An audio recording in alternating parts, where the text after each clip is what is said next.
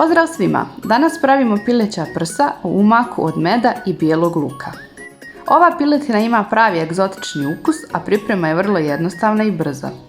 Zamolila bih vas prije nego što počnemo da me podržite i besplatno se pretplatite na moj kanal. Recept je savršen za brzi obrok tokom sedmice kada nemate baš toliko vremena kuhati. Pa hajde da počnemo. Od sastojaka će vam trebati pileća prsa, brašno, puter, bijeli luk i mladi luk, med, soj biber i soja. Svaki komad pilećih prsa zarežite na vrhu po dužini ili na kockice kao ja.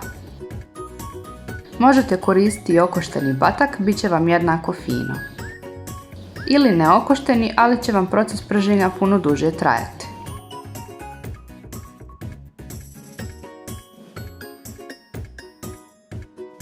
Zatim pileća prsa začinite sa obje strane sa solju i biberom i umasirajte u meso.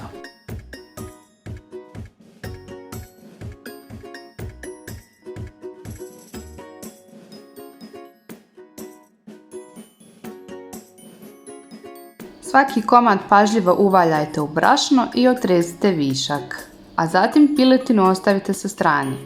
Piletina uvaljana u brašno dobit će savršeno hrskavu kožicu. Bijeli luk isjeckajte sitno i ostavite sa strane, a zatim i mladi luk koji ćemo koristiti za dekoraciju na kraju.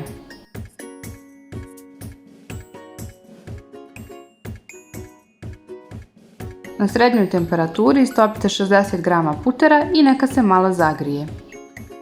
Samo pazite da ne promijeni boju, ako mislite da vam je temperatura prejaka smanjite.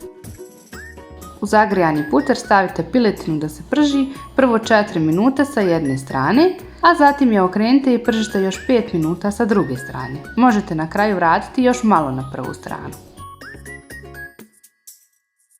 Pogledajte samo ovu boju i koricu koju je počela da dobija. Dodajte ostatak putera da se istopi, a zatim i bijeli luk da se dinsta. Kada luk dobije predivnu zlatnu boju, dodajte med. Dinstajte sve zajedno dok umak ne zavrije, a zatim malo smanjite temperaturu.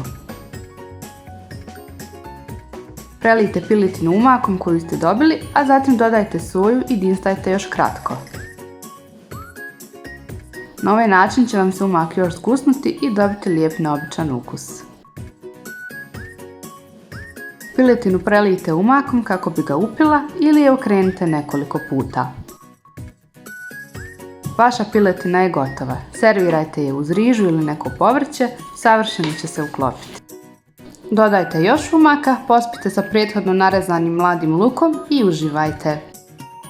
To bi bilo to za danas, nadam se da vam se recept svidio, ako jeste ostavite mi like u znak podrške. Ukoliko budete probali napraviti piletinu na ovaj način, označite me na Instagramu. Moj profil je prahnulo.me, pogledat ću sve vaše radove i podržati vas.